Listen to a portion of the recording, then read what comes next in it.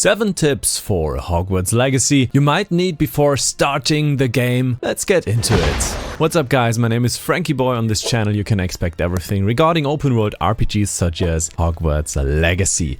And I got some tips prepared for you guys, some for money making, some for fights, advanced techniques, and some just utility things. So let's start with tip number 1. Tip number 1 is a very easy one. Save up your money because you will actually need it at some point. At some point you should have like 2,000 to 3,000 of these coins ready because you will need it. In a certain quest you need to go to Hogsmeade and of course visit J. Pippin's potions because he's selling the best recipes for potions, or all the recipes in the game, and you will actually need to craft these potions and try them out. You could just buy these potions, which would be a little bit more cheap at first, but a recipe like only costs like maybe double or 3 times the price of one potion, so you will have a return on investment quite fast. Save up the money until you need to go there and you will progress with the main quest a little bit faster. Tip number 2 regarding the map. I got a nice utility tip for you for the map, because look at this magic. Right now on the top right it says world map, on the top left Hogwarts map. If I put my finger on this right trigger on the pad of the PlayStation, it will switch to the world map, and if I put it on the left one it will switch to the Hogsmeade and now to the Hogwarts map. Just use these instead of like going up with your stick and choosing it manually. It needs quite a lot of more time and you can save up quality of life with that. Okay, for tip number 3 I need to leave my Thestral and get back on the ground. Can we get down please, like Timber? Yep. Thank you very much, and go up here. Well, in most of the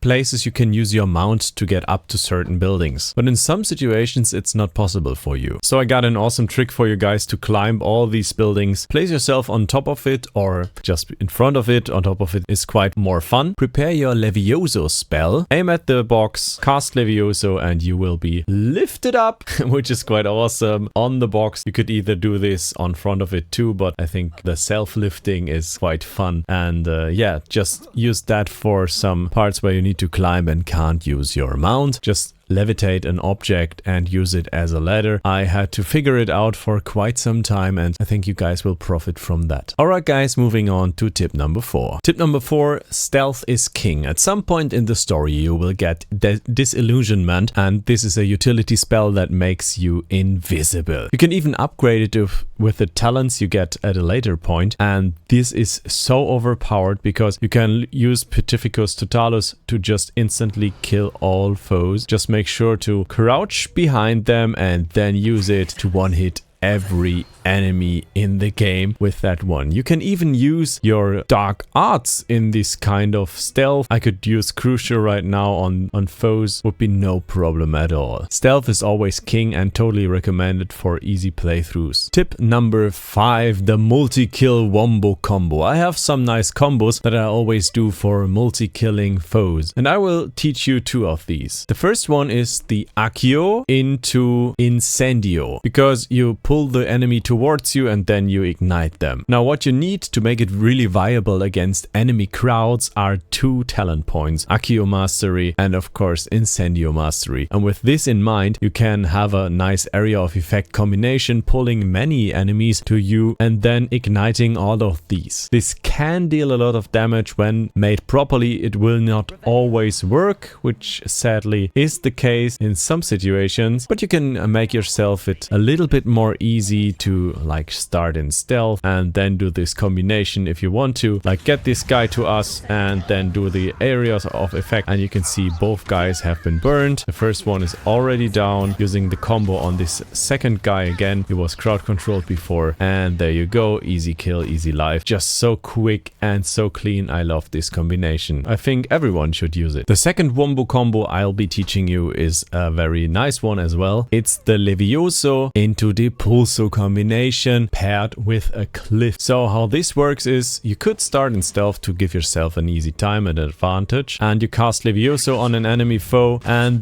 then you use the Puso and he crushes all the way down, being one hit and yeah, just falling down the cliff. Easy time for you, and yeah, you will have some fun. Oh, it actually was enough for the second one, and you can see how easy and clean that was. Just push M off the cliff. You can do it with any kind of cliff, any kind of enemy type that can be levitated by you. So not the ogres or trolls, but it's quite nice, I guess, to use it frequently and have yourself a good time while just pushing these foes. Oh, and always make sure to not be pushed yourself, because it's possible. Tip number 6, dark magic. The unforgivable curses. You can actually get them quite easily, but you have to do a side quest for them. And to get them, you need to regularly check your old post and check what Sebastian has to say. Sebastian Cello. Always keep in mind that he's the guy to follow for the quest line. And I can give you a hint. You will get the dark arts when you have your flying mounts ready. You will get this high wing at some point in the game, and when you have him, you can of course get the first unforgivable curse. So just follow the main story, but then do the side quest with Sebastian Cello. And for tip number 7, I'm teaching you how to make a ton of money in almost no time. And this tip includes the knapsack that you need to collect the animals, or better say the fantastical beasts in the game, because you can actually sell these beasts. So just go to the points of interest, the beasts.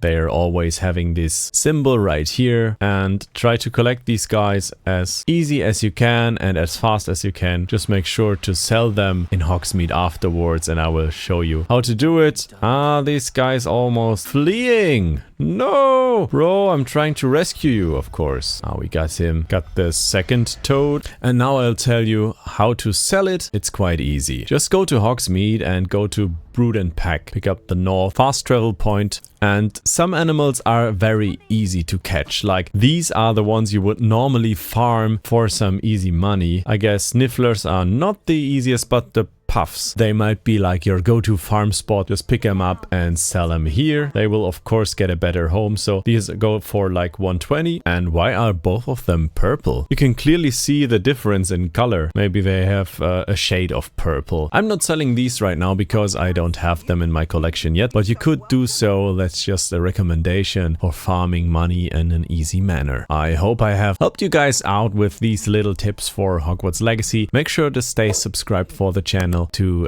not miss any kind of tips and tricks on any open world RPGs such as Hogwarts Legacy, The Witcher, Assassin's Creed. See you in the next one, and goodbye.